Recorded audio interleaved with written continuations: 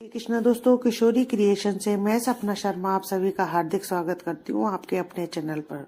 दोस्तों, आज के वीडियो में मैं जो आपके लिए सावन मास के तीसरे दिन की कथा लेकर आई हूँ। इससे पहले दो दिनों की कथा के वीडियो जो है मैंने मेरे चैनल पर डाले हुए हैं, जिनके लिंक जो है मैं आपको डिस्क्रिप्शन बॉक्स में दे दूंगी, जिनको आप वहां पर जाकर देख भी सकते हैं और श्रवण भी कर सकते हैं। श्रावण मास महात्म में जो है स्कंद पुराण के अंतर्गत आता है। इसमें 30 अध्याय दिए हैं। श्रावण मास महात्म्य का तीसरा अध्याय प्रारंभ करने से पहले आज के वीडियो में आपको जो है मैं महामृत्युंजय मंत्र की जानकारी दे रही हूँ। सबसे पहले जानते हैं महामृत्युंजय मंत्र। ओम त्र्यंबकम यजामहे सुगंधिम पुष्टि वर्धनम उर्वारुकमे बंदनान मृत्युर्मुक्षीय मामृतात्।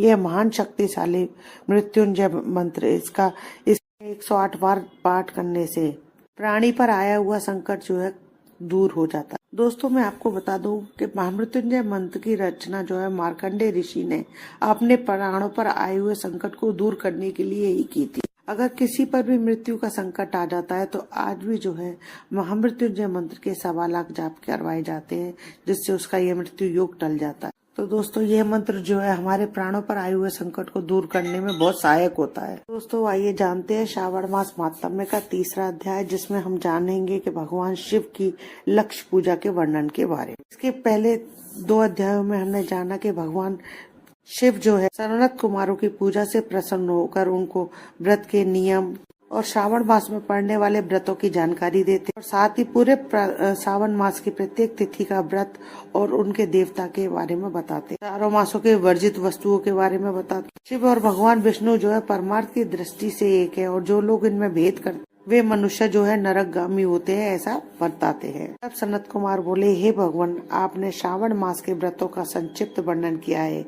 हे स्वामी, इससे हमारी तृप्ति नहीं हो रही है, अतः आप कृपा करके विस्तार से वर्णन करें, जिसे सुनकर हे सुरेश्वर मैं कृतकृत्य हो जाऊं। ईश्वर बोले, हे योगी, जो बुद्धिमान भक्त व्रत के द्वारा सावन मास को व्यतीत करता है वह 12 महीने में नक्त व्रत करने का फल गामी होता है। नक्त व्रत के दिन की समाप्ति के पूर्व सन्यासियों के लिए एवं रात्रि में गृहस्थियों के लिए भोजन का विधान है। इसमें सूर्यास्त के बाद की 3 घड़ियों को छोड़कर भोजन नक्त भोजन का समय होता है। सूर्य के अस्त होने के पश्चात 3 घड़ी संध्या काल होता है। संध्या वेला में आहार, मैथुन, निद्रा और चौथा स्वाध्याय, इन 4 कर्मों का त्याग कर देना चाहिए। गृहस्थ और यति के भेद से इनकी व्यवस्था के विषय में मुझे सुनाइए। सूर्य के मंद पड़ जाने पर जब अपनी छाया अपने शरीर से दुगनी हो जाती है तो उस समय के भोजन को यति के लिए नक्त भोजन कहा गया है।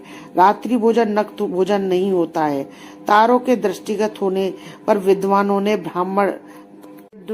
गृहस्थ के लिए नक्त कहा है। यति के लिए दिन के 8वें भाग का शेष रहने पर भोजन का विधान है। उसके लिए रात्रि में भोजन का निषेध किया गया है। को चाहिए कि वह विधि पूर्वक रात्रि में नक्त भोजन करे और यति, विधवा तथा विदुर व्यक्ति सूर्य के रहते नक्त व्रत करे। विदुर व्यक्ति यदि पुत्रवान है तब उसे भी रात्रि में ही नक्त व्रत करना चाहिए। अनामशी आश्रमी हो अथवा पत्नी रहित हो अथवा पुत्रवान हो, उन्हें रात्रि में नक्त भोजन करना चाहिए। इस प्रकार बुद्धिमान मनुष्य को अपने अधिकार के अनुसार नक्त व्रत करना चाहिए। इस मास में नक्त व्रत करने वाला व्यक्ति परम गति को प्राप्त करता है। मैं प्रातःकाल स्नान करूंगा, ब्रह्मचर्य व्रत का पालन करूंगा, नक्त भोजन करूंगा, पृथ्वी पर सोऊंगा और प्राणियों पर दया करूंगा। देव, इस व्रत के प्रारंभ करने पर यदि मैं मर जाऊं तो हे जगतपते, आपकी कृपा से मेरा व्रत पूर्ण हो।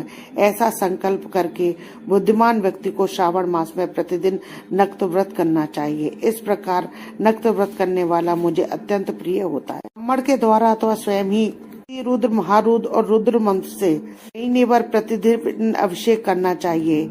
हे वत्स, मैं उस व्यक्ति पर प्रसन्न हो जाता हूँ क्योंकि मैं जलधारा से अत्यंत प्रसन्न होता हूँ, धारा से अत्यंत प्रीति रखने वाला हूँ, अथवा रुद्र मात्र के द्वारा मेरे लिए अत्यंत प्रीतिकर होम प्रतिदिन करना चाहिए। अपने लिए जो भी भोज्य पदार्थ अथवा सुख उपभोग की वस्तु अति प्रिय हो, संकल्प करके उन्हें श्रेष्ठ ब्राह्मण को प्रदान करके स्वयं महीने भर उन पदार्थों का त्याग करना चाहिए। अब इसके बाद में जो उत्तम लक्ष्य पूजा विधि को सुनिए। लक्ष्मी चाहने वाले अथवा शांति की इच्छा रखने वाले मनुष्य को बेलपत्रों या लक्ष्य दूर्वा दल से शिव की पूजा करनी चाहिए।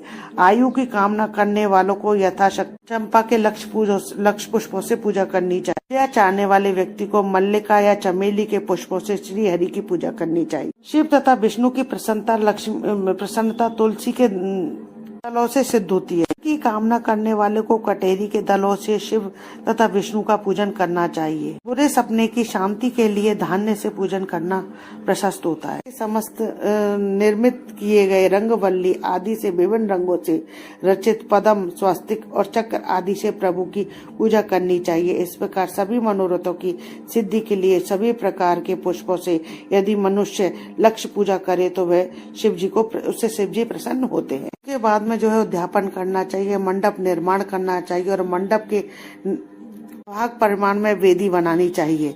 उसके बाद में वाचन करके आचार्य का वर्ण करना चाहिए और उस मंडप में भी प्रविष्ट होकर गीता तथा वाद्य के शब्दों और तीव्र वेद ध्वनि से रात्रि में जागरण करना चाहिए। के ऊपर उत्तम लिंगोत्तम बनाना चाहिए और उसके बीच में चावलों से सुंदर कैलाश का निर्माण करना चाहिए। ऊपर तांबे का अत्यंत चमकीला तथा पंच पल्लव युक्त कलश स्थापित करना चाहिए और उसे रेशमी वस्त्र से वेष्टित कर देना चाहिए, बांध देना चाहिए। उसके ऊपर पार्वती पति की स्वर्णमयी प्रतिमा स्थापित करनी चाहिए। उसके पश्चात दीप और नैवेद्य से प्रतिमा की पूजा करनी चाहिए। फिर गीत, वाद्य यंत्र एवं वेद शास्त्र तथा पुराणों के पाठ के द्वारा रात्रि में जागरण करना चाहिए। इसके बाद प्रातः काल स्नान करके भली भांति जो है पवित्र हो जाना चाहिए। फिर अपनी शाखा से निर्दिष्ट विधान के अनुसार वेदी का निर्माण करना चाहिए। उसके बाद में मूल मंत्र से या फिर गायत्री मंत्र से या फिर शिव के सहस्त्र नामों के द्वारा तिल और खीर से मिश्रित चीजों से होम का हवन करना चाहिए। फिर जिस मंत्र से पूजा की गई है उससे ही हवन करना चाहिए। शर्करा मिर्च से जो है चरु की आहुति डालनी चाहिए। श्रेष्ठकृत होम करके पूर्ण आहुति डालनी चाहिए। इसके बाद में वस्त्र आभूषणों से जो है भली भांति आचार्य का पूजन करना चाहिए।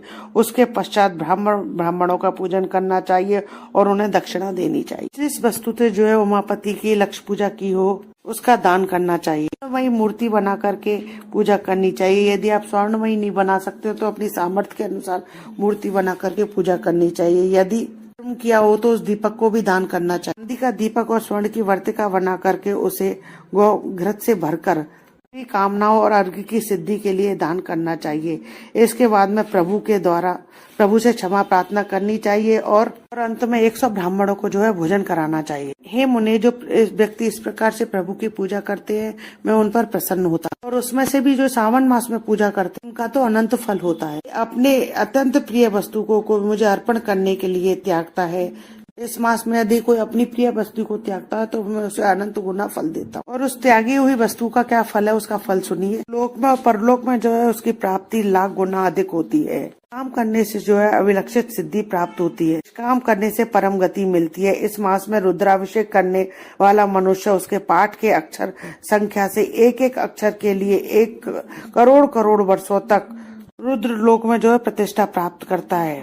पंचामत अभिषेक करने से जो है मनुष्य अमरत्व को प्राप्त करता है। जो मनुष्य भूमि पर शयन करता है उसका फल सुनिए। श्रेष्ठ व मनुष्य 9 प्रकार के रत्नों में से बड़ी सुंदर वस्त्रों से आच्छादित, बिछे हुए कोमल गद्दों से सुशोभित, तकियों से युक्त और रमणीय स्त्रियों से विभूत रत्न निर्मित दीपों से मंडित तथा अत्यंत मृदु तथा गरुणाकर वालमणि निर्मित अथवा हाथी दांत की बनी हो अथवा चंदन की बनी हो उत्तम और शुभ शैया प्राप्त करता है। मास में जो है ब्रह्मचर्य का पालन करने से वीर्य की दृढ़ पुष्टि होती है। ओज, बल, शरीर भी दृढ़ता और जो भी धर्म के विषय में उपकारक होते हैं उसे प्राप्त हो जाते हैं। निष्काम ब्रह्मचर्यवती साक्षात ब्रह्म की प्राप्ति होती है। तो स्वर्ग तथा सुंदर अंगनाओं की प्राप्ति होती है। मास में दिन रात केवल दिन में अथवा भोजन के समय व्रत धारण करने वाला भी महान वक्ता हो जाता है। व्रत के अंत में घंटा और पुस्तक का दान करना चाहिए। के माध्यम के मनुष्य सभी शास्त्रों में कुशल तथा वेदांग में पारंगत हो जाता है। बुद्धि में वह मनुष्य जो है बृहस्पति के समान हो जाता। धारण करने वाले का किसी से कलह नहीं होती। ये मौन व्रत जो है अत्यंत उत्कृष्ट है। श्री स्कंद पुराण के अंतर्गत ईश्वर सनत कुमार संवाद में श्रावण मास महात्म में नक्त व्रत तथा लक्ष्य पूजा विधि, शयन मौनादि व्रत